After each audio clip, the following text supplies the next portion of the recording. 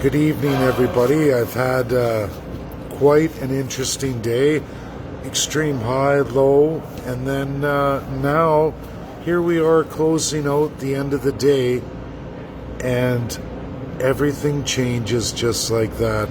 So Ontario, I get sidetracked today with breaking news from Doug Ford going into a whole rollout on lockdowns, vaccines, stated facts of the time he goes live with that.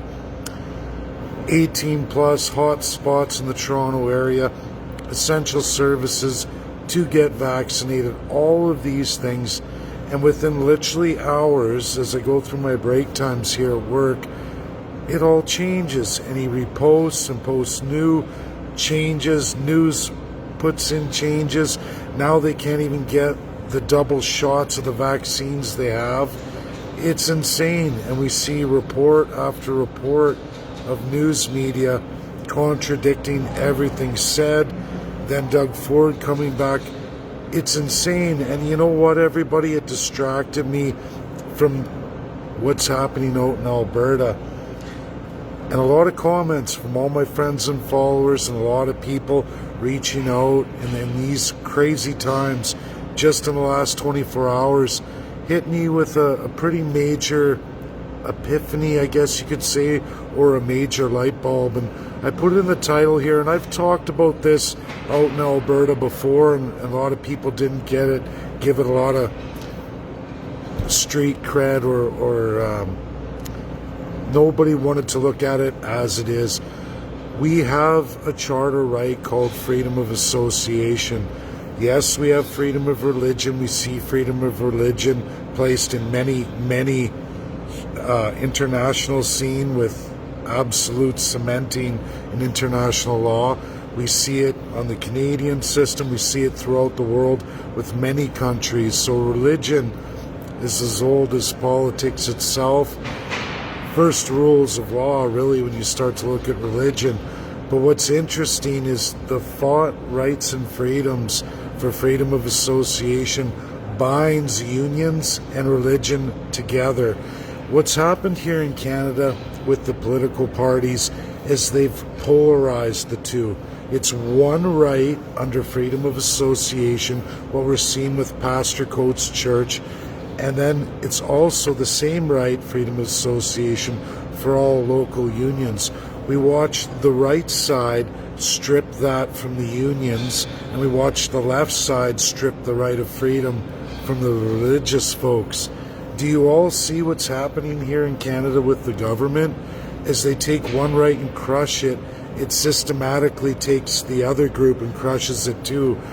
I know for a fact historically in Alberta and how the unions have always run, religion and unionism never ever really crossed paths. They never had really any issues. We had the Social Credit Party, and I urge people from all across Canada to have a look at that Social Credit Party and just how that was established in Alberta, where people had all of these rights and nobody overstepped the other.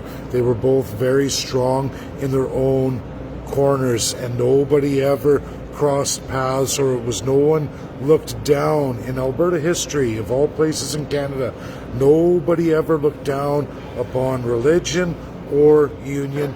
They were treated in high regard, both of them, as they were.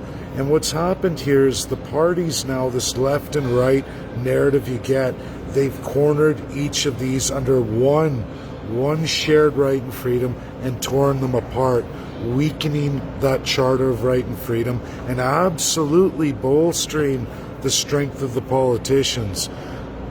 Look at it. Just look at this last year. You can take, I don't know about Ontario. I'm learning Ontario here as I go, and the crazy train of what they're rolling out in health measures. Today was a perfect example for me just how insane it really is on a crazy train. But if we look at Alberta and we look at Jason Kenney, his massive attacks on all the unions, stripping them of all their rights and freedoms, and then after completing that monumental task, stripping away assembly, stripping away your right to protest, to congregate, It's now rolled over into religion, as they just did a fence all the way around Pastor Coates Parish out in Spruce Grove, Alberta.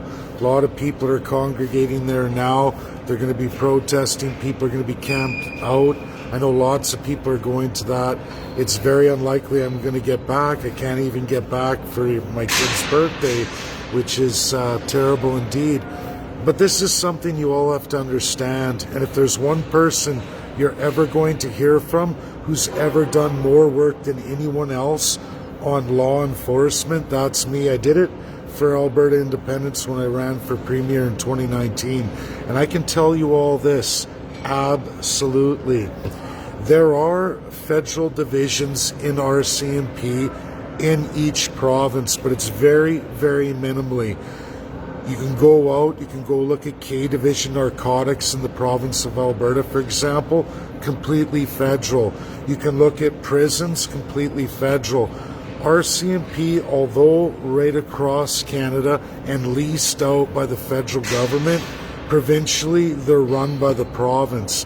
When you look at a town like Spruce Grove, Alberta, who doesn't have their own utilized police force, like let's say a municipality, Edmonton, Calgary, and I believe there's 5 others that have utilized the Federation of Police. RCMP get leased out for municipal and provincial. That is absolutely Spruce Grove, meaning this is all done absolutely by Jason Kenney, not Justin Trudeau. Trudeau didn't order RCMP out there. That's AHS, which, again, everybody, learn your division of powers.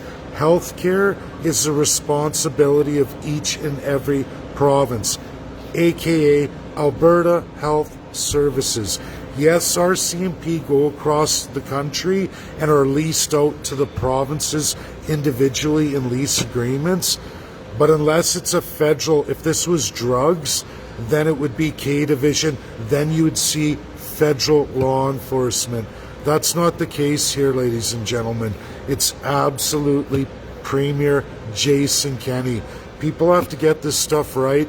If you don't wish, if you want to look at it how it is, all you have to do is type my name in a Facebook search, type in law enforcement or Alberta Federation of Police or my name with RCMP, and you will be able to look at all the detailed information on every major law enforcement agency in Canada. I've also done the United States of America too. I know how much is union, what percentages, where they're at, what they cover, who's police force. And I'm telling you, Spruce Grove, Stony Plain, that county, RCMP administered provincially by none other than Jason Kenney. Now, there's no doubt Justin Trudeau would sponsor this action. There's no doubt in my mind he would, as Spruce Grove is one of his least favorite ridings in all of Canada, as it absolutely was proven. When you can go on my Facebook and find, we all went out when Justin Trudeau first came to Canada before his election. It's on my Facebook. It was brutal then. He wasn't well received. Everybody knows that is the most conservative riding in Canada. But I'm going to ask Canadians this right now. What is conservative? Because I'll tell you by definition, every Canadian who works, budgets, makes some kind of living, you're conservative. Your politicians are not conservative. The definition they use in a political party is just political pillow talk. They're all colonials. They're not conservative because they don't balance budgets. They don't have to work, provide, and be responsible with their money. They don't have to be accountable to nothing. That is not the definition of conservative. If your budget can't be balanced in any government, that's not a conservative. We haven't had a conservative government ever. It goes against the definition. It's a terrible term to use. They use it, people fall for it, but the reality is only the people are conservative. And what the people are missing is absolutely constitutionalism. We have limited codification federally that only codifies against the people. What enshrined rights you have? are only subject to whatever your politician wants to do. Show me in any constitutionalism in Canada's very limited codified federal constitution on any rules of governance or how they're accountable to you, because there isn't any. We can go on to the provinces, zero codified constitutions, and worse, zero accountability for any premier of any province. They do whatever they want. It's why we see radical swings up and down. We see radical Doug Ford today announcing all these things he's going to do with 18 plus and all essential workers. Within 7 hours, it's been changed 6 times to the point, well, half a vaccine's better than no vaccine, even though it's not going to count for anything. And will it help you or not? Oh well, jab. It's insane, you guys. It's insane. Our politicians are out of control. Colonialism embedded in our Constitution is out of control. If anything COVID did is shine an extremely bright light on the fact that none of your supposed charter rights and freedoms are actually protected at all, because they're subject to unaccountable elected autocrats in a colonial system embedded in our Constitution. They've been doing this for a very long time. The political parties, especially Liberal and Conservative, use this tug of war. They're both in bed together to give more power to the politician, to take more from you, the people. We are one of the worst countries in the world. Look at what I'm saying. Listen to what I'm saying. Share, share, share. Important stuff here. Get it out. Thank you. Have a great night, everybody. I don't think there'll be any vaccine. I don't even know if I'm going to get out of Ontario. Probably have to tell my girls I'm not going to be home for a birthday. We'll wait and see. But in this lunacy, who knows? Who really knows? Bye now.